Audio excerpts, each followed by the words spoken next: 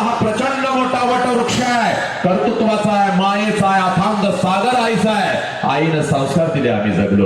पण आईच्या या वटवृक्षाखाली एक छोटस रोपट वाढतंय, ज्या रोपट्याचं नाव बाप आहे. पोरीनो, क्षणाक्षणाला आई आपल्यासाठी रडली. आम्हाला आयुष्यभर असं वाटत आलं की आमची आईच फक्त आमच्यासाठी रडली, पण पोरीनं नाही.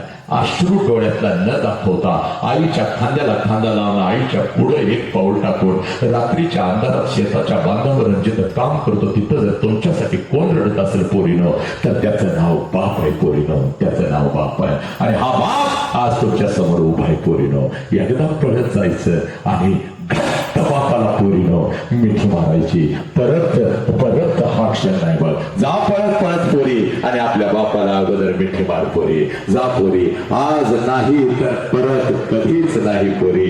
पळत पळत जा आणि आपल्या बापाला अगोदर कडकडत मिठी मार पोरी.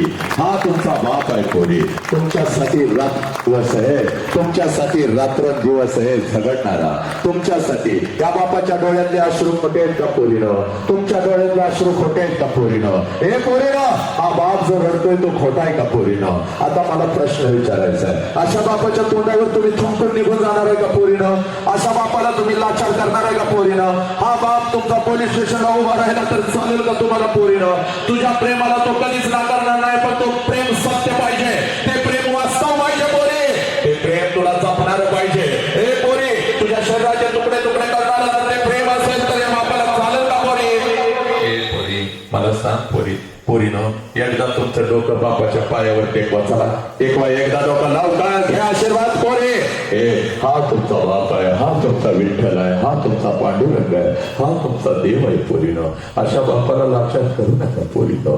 अशा बापाला लाचार कधीच करू नका पोरीनो. अशा बापाला लाचार कधीच करू नका. बस.